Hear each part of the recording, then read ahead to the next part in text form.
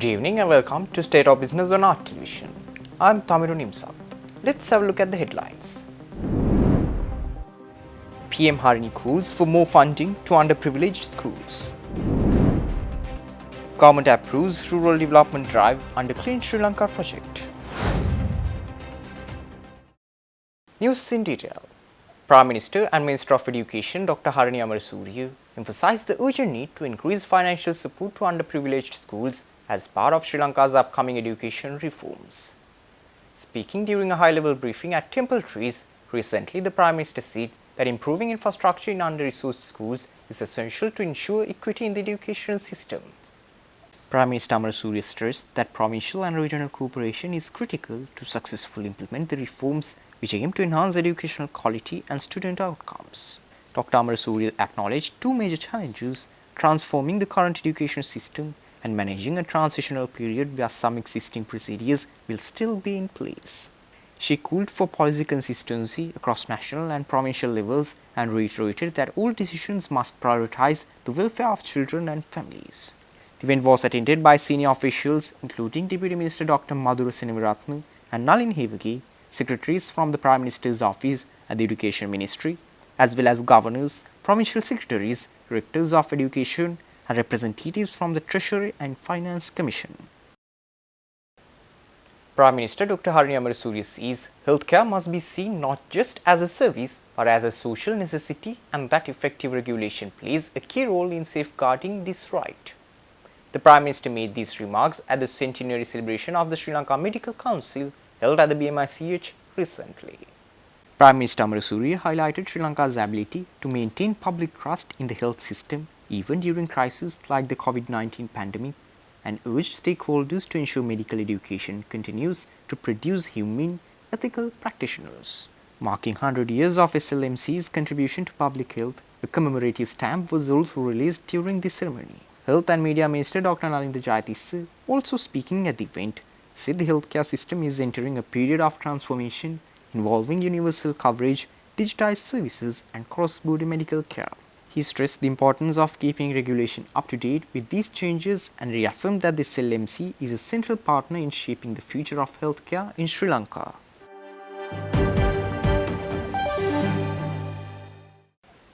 Sri Lanka and Japan have held their first economic cooperation policy dialogue under the new government, reinforcing a shared commitment to development, transparency, and regional cooperation.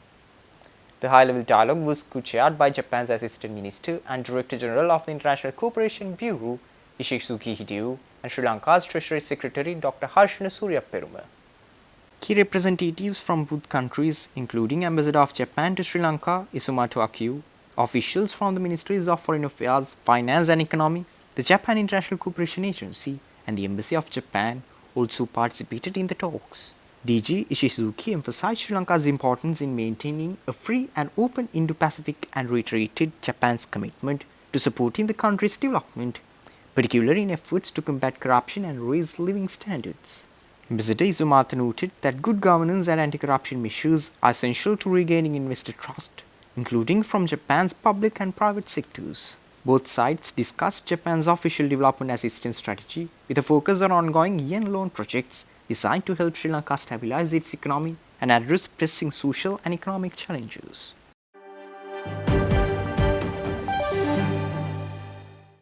Stay tuned. We will return after this short commercial break.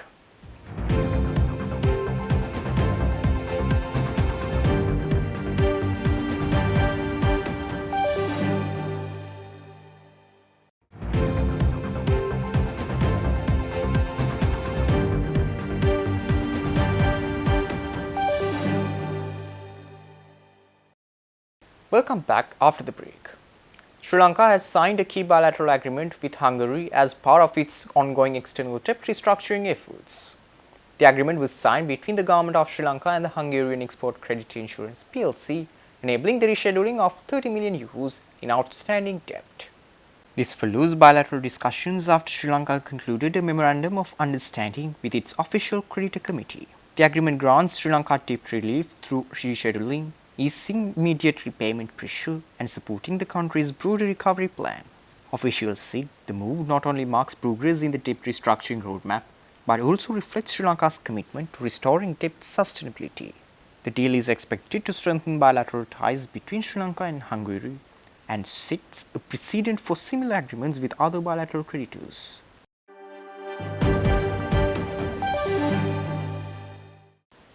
The government has greenlit a new rural development initiative aimed at uplifting rural communities as part of the National Clean Sri Lanka project.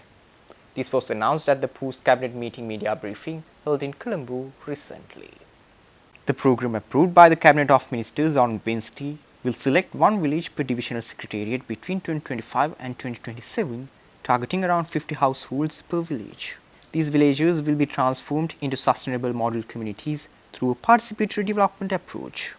According to Cabinet spokesman Dr. Nalindra Jayatissa, the model villages will be assessed and developed using criteria covering education, economic opportunities, health and sanitation, household management, good governance, cultural and spiritual development, and environmental conservation.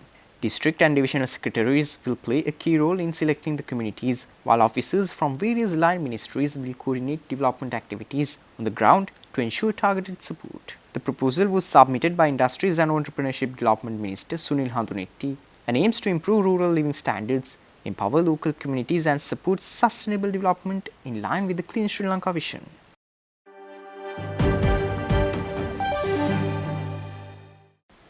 Local industries are demanding urgent reforms to Sri Lanka's cross-border e-commerce framework, warning that policy gaps are enabling tax evasion and threatening legitimate businesses. Speaking at a media briefing, Courier Express Parcel Association Vice President Sanjay Samarasinghe praised Sri Lanka Customs for introducing harmonized system codes to standardize parcel imports. Samarasinghe said this was the first serious move in years to curb revenue leakage. Samarasinghe revealed that over 20,000 parcels are being cleared daily, many without proper declarations or duty payments, calling it unfair to local businesses that comply with legal requirements and create jobs.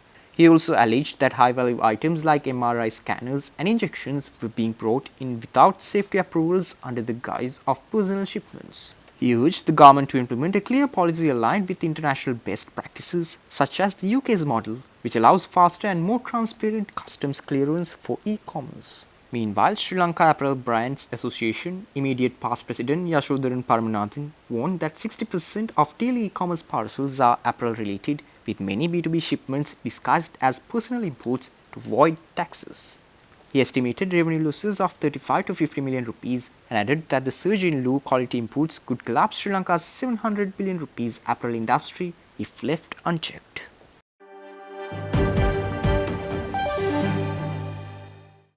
That's all our news for today. For this and more, subscribe to our channel on YouTube and follow us on Facebook. Take care and good night.